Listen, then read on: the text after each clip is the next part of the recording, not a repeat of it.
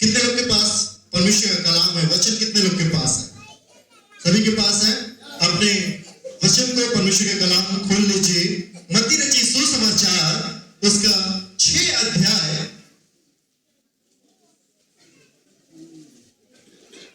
सभी लोग, और जिन लोगों के पास बाइबल नहीं है आप ध्यान से सुनिएगा, क्योंकि सुनने के द्वारा ही परमेश्वर क्या करता है, हमारे अंदर आता है। हालेलुया। मत्ती रचित सुसमाचार उसका 16 अध्याय, उसका 6 अध्याय का 16 पद, और माइक है तो आप माइक से पढ़ सकते हैं। मत्ती रचित सुसमाचार उसका 6 अध्याय 16 पद।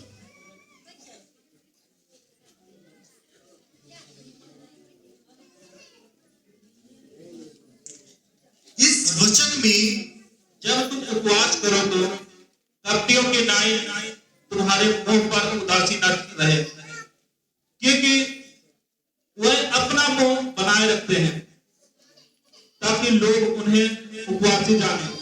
मैं तुमसे सच कहता हूं कि अपना प्रतिफल पा चुके। Hallelujah, hallelujah. यहाँ पे जो 6 के 16 अध्याय में उपवास के बारे में वचन दिया गया है।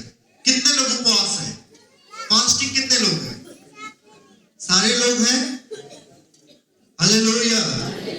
कि आप सभी क्या है, परमेश्वर के लिए अपने आप को त्याग कर रहे हैं, क्योंकि उपवास का मतलब है त्याग करना। क्या करना? उपवास का मतलब है त्याग करना। हम किससे त्याग कर रहे हैं? भोजन से। किससे? भोजन से त्याग कर रहे हैं। Hallelujah, hallelujah.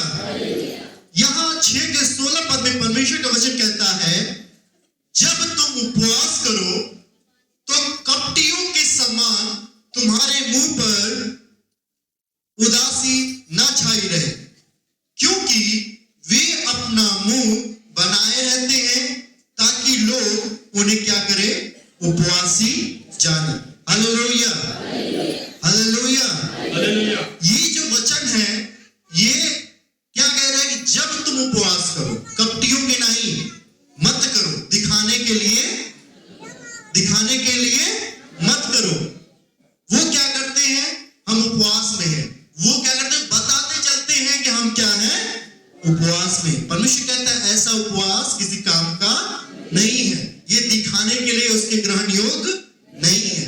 परमेश्वर का वचन कहता है कि तुम्हारा उपवास ऐसा हो कि किसी को पता ना चले। Hallelujah, hallelujah. क्या कहता है? तुम्हारा उपवास ऐसा होना चाहिए कि किसी को पता ना चले। ये दिखाने के लिए नहीं। बहुत सारे लोग पूछेंगे, भैया क्या उपवास? भैया हम उपवास में हम खा नहीं सकते। ये चीज वो हम क्या करते हैं? बार बार बताते रहते हैं। हमारा चेहरा मुरझाया रहता है, हमारा बाल इधर उधर रहता है, ताकि लोग देखकर ही समझ जाए कि हम क्या हैं? उपवास में। ऐसा होना नहीं चाहिए। Hallelujah, hallelujah, hallelujah. हम उपवास भोजन को तो त्याग देते हैं, भोजन को त्याग देते हैं। ये तो शारीरिक हुआ। आत्मिक चीज में उपवास आप हैं? शारीरिक में तो आपने भोजन को त्याग दिया। आपने भोजन त्याग दिया, आप खाना नहीं खाएंगे, आपका पेट नहीं भरेगा, वो सही है। लेकिन आत्मिक रीति से कितने लोग उपवास हैं? आत्मिक रीति से कितने लोग?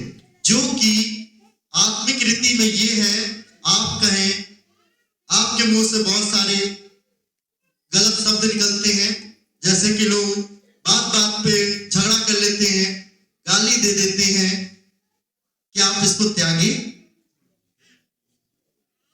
आप इस चीज को त्याग दिए? दूसरा, आप जब उपवास है आत्मिक रीति से, तो क्या आप इन दिनों में झूठ बोलना कम किए, त्याग दिए? ये भी उपवास है। वो तो शारीरिक उपवास था कि आपने भोजन को त्याग दिया, लेकिन ये आत्मिक उपवास है जहां पे आपको अपने आप को परमेश्वर के अनुकूल बनाना है। हालेलुया। जो मन में जो बार बार जाता है, वो क्योंकि जुबान के द्वारा ही हमारा उपवास क्या होता है? बेकार हो जाता है। हमने तो पेट के लिए तो हमारा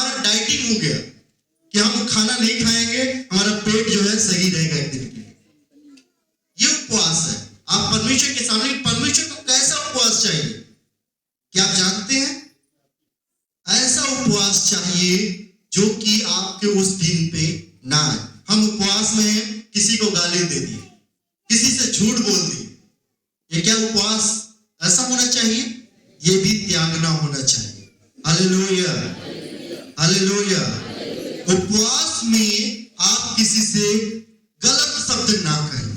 क्या करें? गलत शब्द ना कहें।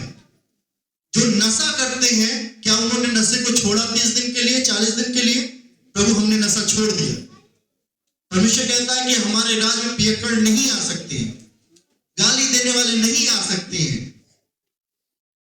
हम तो उपवास में, लेकिन इधर चालू है। हमने खाना छोड़ दिया, लेकिन इधर सिगरेट चालू है, बीड़ी चालू है। ये क्या मतलब है? ये उपवास हुआ? आपने खाना ही तो छोड़ा है, लेकिन गलत काम नहीं छोड़ा। हालेलुया। और कहते हैं परमेश्वर हमारी प्रार्थना सुनता ही नहीं है। हम 40 दिन से उपवास है। कितने दिन से? 40 दिन से। लेकिन परमेश्वर हमारी प्रार्थना का उत्तर ही नहीं दिया। देगा कहां से? आपने अपने पेट के लिए दिया है, अपना उपवास, अपना भोजन छोड़ा है, लेकिन जो आत्मिक चीज है उसे भी छोड़ना जरूरी है। कहे प्रभु, मैं जो हूं, आज लोग मोबाइल से ज्यादा चिपके रहते हैं। आप ही की नहीं, हमारी भी बात है, ऐसा नहीं है। कभी कभी मेरा भी फोन जो है चलाने के चक्कर में हम भी बाइबल नहीं पढ़ पाते, लेकिन क्या कभी हम कहें प्रभु हम मोबाइल नहीं चलाएं? यह हमारा उपवास है। जो बड़े बड़े लोग होते हैं जो नहीं रख पाते हैं, कहते हैं कि हम क्या करेंगे? फोन चलाना बंद 30 दिन के लिए। यह भी क्या है? त्यागना होता है। उपवास में क्या होता है? त्यागना होता है। आपने क्या चीजों को त्यागा है अपने जीवन में? 1 हफ्ते हो गए, क्या क्या चीजों को त्यागा? कुछ त्यागा? सिर्फ भोजन को त्यागा है। भोजन को, जो कि शरीर के लिए जरूरत है। आत्मिक जीवन के लिए क्या जरूरी है? ये जरूरी है कि आपको किसी से गलत नहीं कहना है, किसी से झगड़ा नहीं करना है, किसी से कोई गलत व्यवहार नहीं करना है। आप 40 दिन ये करके देखिए, आपका जीवन बदल जाएगा। हालेलुया। मनोविज्ञान के तहत कोई भी काम आप लगातार 1 महीना करते हैं, वो छूट जाता है। वो क्या होता है? छूट जाता है। ये 40 दिन ये आपके लिए है कि आप अपने गलत चीजों को क्या करें? छोड़ दें। Hallelujah, hallelujah. क्योंकि जब आप 40 दिन में रहेंगे तो आपके अंदर परमेश्वर का भय होना चाहिए कि हम किसी के साथ गलत ना करें। हालेलुया। और दूसरा काम, आप जब उपवास में रहें तो इतना ध्यान दीजिए, कोई भी गरीब हो जिसके पास खाने के लिए ना हो, कोशिश कीजिए कि आप उसको देने की कोशिश कीजिए। क्योंकि आपने जो भोजन छोड़ा है, उस भोजन पे अधिकार अगर वो गरीब आता है तो उसका है। Hallelujah, hallelujah, hallelujah. ये चीजें आपको करना अनिवार्य है, क्योंकि बाइबल बताती है गलती से बहुत लोगों ने स्वर्गदूतों की सेवा की है। क्या की है? स्वर्गदूतों की सेवा की है। गलती से, जानते नहीं थे, लेकिन गलती से उन्होंने स्वर्गदूतों की सेवा की है। हालेलुया। क्योंकि परमेश्वर भी परखता है। क्या करता है? परखता है। वो आपके मन को जांचता है। Hallelujah, hallelujah. हमारा उपवास परमेश्वर के ग्रहण योग्य होना चाहिए। होना चाहिए कि नहीं होना चाहिए? हालेलुया। जब हम परमेश्वर के भवन में आते हैं तो परमेश्वर के साथ हम अपना रिश्ता बनाएं। ये समय है रिश्ता बनाने का। कौन समय है?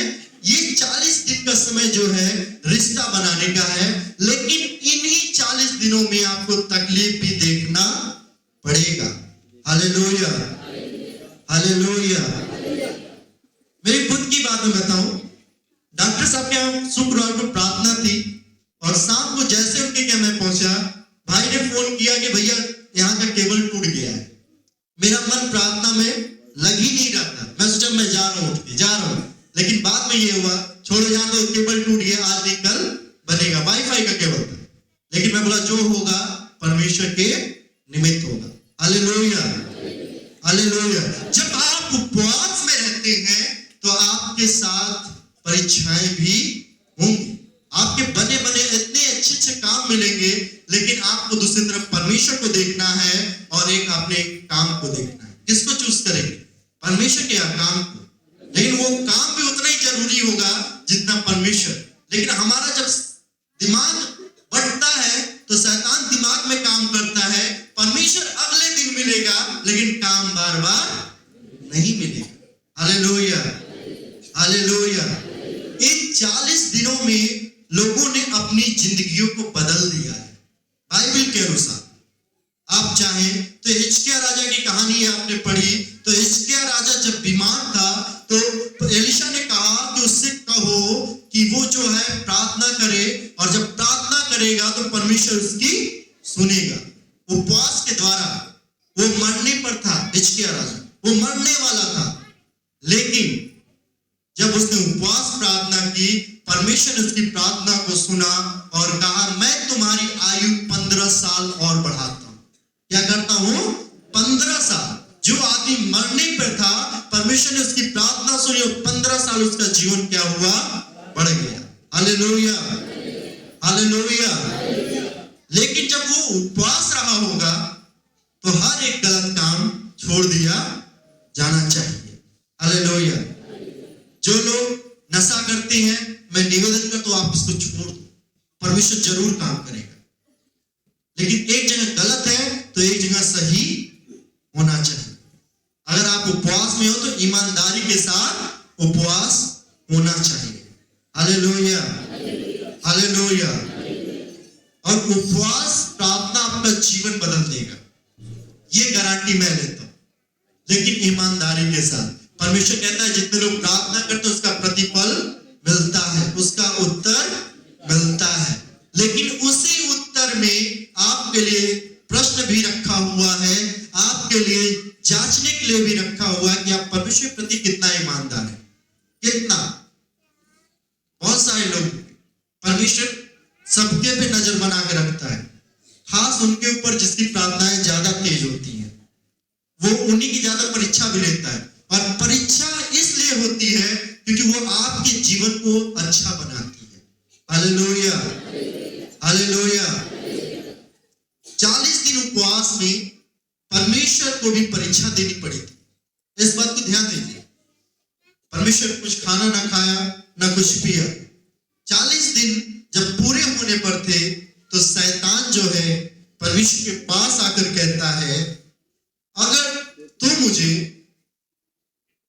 प्रभु कहे तो मैं तुझे संसार की सारी वस्तुएं दे दूंगा। किसको? यीशु मसीह को कहता है। जब 40 दिन पूरे होने पर आए, शैतान खुद आया, कहा कि यीशु मसीह को अगर तू मुझे कह दी संसार का सारा वस्तु मैं तुझे दे दूंगा, दुख, तकलीफ, बीमारी, सब कुछ मैं तुझे दे दूंगा। यीशु ने कहा मैं अपने परमेश्वर के सामने क्या करूंगा? दंडवत करूंगा। Hallelujah, hallelujah. जब यहां से वो हारा तो वो एक बात जानता था, पहला उसने लालच दिया, दूसरा वो जानता था कि परमेश्वर भूखा है, प्यासा है, तो ये भी इंसान ही है, लेकिन इसे भी भूख लगी है। Hallelujah, hallelujah. तब शैतान ने दूसरा क्वेश्चन उसके सामने ये रखा, परमेश्वर के सामने, यीशु मसीह के सामने, अगर तू कहे कि पत्थर क्या बन जाए? रोटी बन जाए। Hallelujah, hallelujah. परमेश्वर ने एक बात कही कि मनुष्य केवल रोटी से नहीं, परमेश्वर के वचन से भी जिंदा रह सकता है। Hallelujah, hallelujah. तो शैतान जो है वो आपको परखता है। अगर आप मजबूत होंगे तो वो आपकी कमी को देखता है, जैसे उसने कमी को देखा कि परमेश्वर 40 दिन से भूखा है, प्यासा है, तो भूख जरूर लगी है, लेकिन उसके सामने रोटी का ऑप्शन रख दिया, कहो कि रोटी बन जाए। और परमेश्वर चाहता तो कह सकता है, वो रोटी बन सकती है, लेकिन परमेश्वर कहा अपने पिता की परीक्षा कभी ना लेना। हालेलुया। जो अपने पिता की परीक्षा लेता है उसका विश्वास कमजोर होता है, क्योंकि उसको विश्वास ही नहीं कि परमेश्वर हमारे जीवन में काम करेगा कि नहीं। हालेलुया। अगर आप विश्वास करते हैं, परमेश्वर के वचन पे विश्वास करते हैं, तो विश्वास करने के द्वारा ही बड़े बड़े काम होते हैं। आपने इतनी सारी गवाहियों को सुना है, इतने सारे लोगों को सुना है। ये गवाहियां कहां से है? विश्वास के द्वारा। किसके द्वारा? विश्वास। ये प्रार्थना आप करते हैं, उसी प्रार्थना को उत्तर कौन देता है? परमेश्वर देता है। हालेलुया। और जहां पे कमजोरी होती है, उसकी प्रार्थना कभी सुनी नहीं जाती है। अगर आप विश्वास के साथ कहें, प्रभु मुझे चंगा होना है, तो ये लिखित ले लीजिए, परमेश्वर आपको चंगा करेगा। लेकिन शर्त यह है कि उसके वचन के अनुसार, उसकी इच्छा के अनुसार होना चाहिए। Hallelujah, hallelujah. अगर आप चंगा होना है तो पहले उसके वचन को समझिए। परमेश्वर को पाना है, उसके वचन को समझिए। किसी भी चीज को चलाने से पहले उसके नियम को समझा जाता है। किसी भी चीज को चलाने के लिए उसके नियम को समझा जाता है। बाइबल का पूरा फुल फॉर्म है कि बाइबल को उसके इंग्लिश में है, और इंग्लिश में बताऊं तो उसका फुल फॉर्म दिया गया। इस धरती को छोड़ने से पहले कौन कौन से नियम थे? हालेलुया। अगर आपको इस धरती को छोड़ने से पहले क्या करना है? नियम को जानना है। तो उसका पूरा सारांश आपको ये दे दिया गया है। वचन कौन दिया है? वचन। इसमें आपको क्या करना है, क्या नहीं करना है, सब है। Hallelujah, hallelujah, hallelujah. और परमेश्वर आपको चाहिए तो पहले परमेश्वर को समझिए। जिस दिन आप परमेश्वर को समझ जाएंगे, पूरी संसार आपके कदमों में होगी। सारा चीज आपके पास होगा। परमेश्वर ने कहा, राज और धन की खोज करो, संसार की सारी वस्तुएं क्या हो जाएंगी? तुम्हें मिल जाएगी, दे दी जाएगी। क्या हम खोज करते हैं? हम कुछ समय के लिए परमेश्वर को जानते हैं, जब तक हम यहाँ के बाद घर जाने में परमेश्वर को जानते नहीं। घर जाने के बाद ये वचन कहां गया पता नहीं, हम क्या बोलते हैं पता नहीं, हम कहां झगड़ा करते हैं पता नहीं, हम क्या करते हैं उसका पता नहीं। लेकिन जब हम परमेश्वर के वचन में रहेंगे, परमेश्वर को वचन को अपने अंदर ले लेंगे, तो परमेश्वर का वचन कहता है, तुम शारीरिक रीति से उसी समय मर गए जिस दिन तुम परमेश्वर को क्या किए? ग्रहण कर लिए। Hallelujah, hallelujah, hallelujah. जिस दिन आप परमेश्वर को ग्रहण कर लेंगे, जिस दिन, उस दिन आपका चाल चलन बदल जाएगा। क्या हो जाएगा? बदल जाएगा। बात करने का तरीका बदल जाएगा। Hallelujah, hallelujah. जिसने परमेश्वर को ग्रहण किया, उसने परमेश्वर का पुत्र होने का अधिकार पाया। Hallelujah, hallelujah. और ये भी मैं कहता हूं, आप जो बोलोगे परमेश्वर उसे करेगा, जो कहोगे। उसने कहा, मुझसे मांग कर देखो। क्या करो? मांग कर देखो। क्योंकि आप किसी के घर जाते, किसी दुकान पे जाते, तो ऐसे वो नहीं देता, पहले आपको मांगना पड़ता है। भैया मुझे ये सामान चाहिए। इसलिए परमेश्वर का वचन कहता है, मांगो तो दिया जाएगा। Hallelujah, hallelujah, hallelujah, hallelujah. ये समय ही ऐसा है कि हमें परमेश्वर में अपने जीवन को बिताना है। क्या करना है? बिताना है।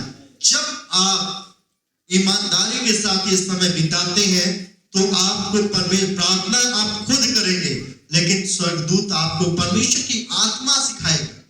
आप बोलेंगे कुछ और, बोला जाएगा कुछ और। Hallelujah, hallelujah. आपको ईमानदारी के साथ, किसके साथ? ईमानदारी। और सबसे बड़ी पहली ईमानदारी है कि परमेश्वर की सेवा करना। क्या करना? सेवा करना। उसके भवन की सेवा करना। जिस दिन आप परमेश्वर के भवन की सेवा करने के प्रति इच्छुक हो गए, उस दिन आधा काम, तब उसके बाद एक दिन अच्छा नहीं लगेगा, 2 दिन अच्छा नहीं लगेगा, 3 दिन नहीं लगेगा। लेकिन जब आप बार बार कर देंगे, तो स्वर्गदूत परमेश्वर की आत्मा आपको उसके प्रति क्या करेगी? प्रेरित करेगी। क्या करेगी? प्रेरित, जबरदस्ती कराएगी। क्योंकि आप नहीं, परमेश्वर की आत्मा आपके अंदर होती है। जब आप परमेश्वर के प्रति ईमानदार होंगे, तो आप के अंदर परमेश्वर की आत्मा होगी, तो आप कहीं पर भी होंगे, आपका मन नहीं लगेगा। पवित्र दिन को परमेश्वर की आत्मा कहता है पवित्र मानो। Hallelujah, hallelujah. उस दिन आपका चर्च उस दिन से कभी छूट नहीं पाएगा, क्योंकि जिस प्रकार शरीर में रहने के लिए आत्मा की जरूरत है, परमेश्वर में रहने के लिए पवित्र आत्मा की जरूरत है। और जब आपके अंदर पवित्र आत्मा होगा तो आप कहते बगैर सोचे समझे आपका दिमाग काम नहीं करेगा। पवित्र दिन आप यहाँ पे रहेंगे। आपको हर एक दिन आपके मन में यही लगेगा हमारा चर्च कैसा है, उसमें कुछ कमी तो नहीं है, कुछ घटी तो नहीं है। कौन सिखाता है? वो पवित्र आत्मा बात करता है। सेवा के लिए कौन बोलता है? पवित्र आत्मा बोलता है। लेकिन जब हमारे अंदर पवित्र आत्मा नहीं होता है तो तब मन बात करता है, भैया चलो काम हो गया, हमारा काम यहाँ समाप्त हुआ, प्रार्थना समाप्त हुई, हम अपने घर। कहता है लेट हो रहा है, टाइम हो रहा है, हमारा धंधा है, हमारा जो है काम बचा हुआ है। लेकिन जब पवित्र आत्मा होता है वो इस चीज को क्या करता है? शरीर से बाहर कर देता है। वो कहता है सिर्फ ये दिन तुम्हारा परमेश्वर का दिन। कौन सा दिन है? परमेश्वर का दिन है। Hallelujah, hallelujah, hallelujah, hallelujah. कहता है, वचन कहता है कि परमेश्वर के अनुसार करो। यशायाह में कहता है यह पुस्तक तेरे चित्त से कभी उतरने ना पाए। क्या होने ना पाए? कभी भी उतरने ना पाए। इस बात को ध्यान दीजिए। और जब ये चीज कभी नहीं उतरेगा तो आपके अंदर कभी भी कोई प्रॉब्लम नहीं होगा। जिस पेड़ का माली होता है उसमें कभी भी कोई बीमारी नहीं आती। आती है? नहीं आई। आप खेती किए, गेहूं की खेती किए हैं, लेकिन उसमें कोई भी चीज कमी नहीं होने देगी, क्योंकि उसका मालिक कौन है? आप है। समय समय पे पानी, समय समय पे खाद, समय समय पे निराई और कौन करता है? आप करते हैं। कीड़े भी लगेंगे तुरंत आपको लग जाएगा, हाँ लग रहे मुझे, इसे क्या करना है? बाहर निकालना है। Hallelujah, hallelujah. तो जिसका मालिक परमेश्वर है उसके जीवन में कभी प्रॉब्लम आ ही नहीं सकती है।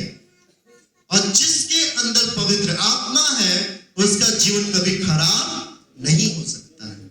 हाँ, पवित्र आत्मा है तो कठिनाई जरूर है, पवित्र आत्मा है तो परेशानी जरूर है। इस बात को ध्यान दीजिएगा। पवित्र आत्मा है तो आपको परीक्षा देना अनिवार्य है, क्योंकि जिसके अंदर पवित्र आत्मा होगा परमेश्वर की नजर उसी के ऊपर बार बार लगी रहती है, कि उसको कैसे निखारा जाए, उसे कैसे और मजबूत बनाया जाए। हालेलुया। तब परमेश्वर आपको मजबूत बनाता है। क्या करता है? परमेश्वर मजबूत बनाता है। Hallelujah, hallelujah. तब आपको आग में तपाता है। क्या करता है? आग में तपाता है। क्योंकि मिट्टी तो बहुत बड़ी होती है, लेकिन उसी मिट्टी की ज्यादा कीमत होती है जिसको आग में तपाया जाता है। Hallelujah, hallelujah. अभी यही मिट्टी मैं आपको दूं तो आप लेने वाले नहीं है, लेकिन ईटा खरीदने जाएंगे तो 60 रुपए देके खरीद के लाएंगे। Hallelujah, hallelujah. वो क्यों? क्योंकि उस पर किसी न किसी की नजर थी उस मिट्टी पर। उसे ले गया तो उस मिट्टी को भिगोया होगा, उसे रात भर के लिए पानी में रख के मिट्टी को दर्द नहीं हुआ होगा, लेकिन उसे फिर आग में तपाया गया होगा। जब परमेश्वर आपको किसी तरह बनाता है तो थोड़ा बहुत तो इधर उधर दर्द होगा ही भाई। जब किसी चीज को तोड़ा जाएगा, उसको सेक दिया जाएगा तो उसे दर्द होगा, लेकिन उसी के लिए होगा। उसकी कीमत कितनी होती है? पत्थर रखिए, उसका कोई भी कीमत नहीं है, और उस पर छेनी हथौड़ी मार दीजिए, उस पर क्या कीमत बच जाए। Hallelujah, hallelujah. तो परमेश्वर जिसको अलग करता है तो उसको तकलीफ होगी। क्या होगी? तकलीफ होगी, लेकिन उसके लिए हमें वैसा बनना है। क्या करना है? बनना है। Hallelujah, hallelujah. तो एक वचन कहता है तुम्हारा विश्वास कपटियों की नाई ना हो। किसकी नाई? कपटियों की नाई ना हो। और तुम्हारा उपवास कपटियों की नाई ना हो। हम दिखाने के लिए उपवास कभी भी ना करें। करना है दिल से करें, अन्यथा करे ही नहीं। क्या मतलब? जब हमें ईमानदारी से रहना ही नहीं, पेट को तकलीफ देने से क्या मतलब? क्या मतलब है पेट को तकलीफ देने से? हमें तो उपवास रहना है, व्रत रहना है, त्यागना ही है, तो उसको भी दो और आत्मा को भी दो। आपको रहना है तो परमेश्वर के अनुसार है, और कहता है कि मैंने उनका प्रतिफल उनको दे दिया है। हालेलुया। हालेलुया। उसी 6 में लिखा है, जब तू प्रार्थना करे तो अपनी कोठरी में जा और द्वार बंद करके अपने पिता से जो गुप्त में है प्रार्थना कर। उसी के मत्ती के 6 अध्याय में 6 में कहता है कि अगर तू प्रार्थना करे तो अपने घर में जा, किसी एकांत जगह पे, और अपने पिता से प्रार्थना कर। क्या कर? पिता से प्रार्थना कर। और उसके आगे वही चीज बताता है कि जब तेरा पिता जो गुप्त में देखता है तुझे क्या देगा? प्रतिफल देगा। परमेश्वर आपकी हर एक गतिविधियों को देखता है। आप क्या करते हैं वो देखता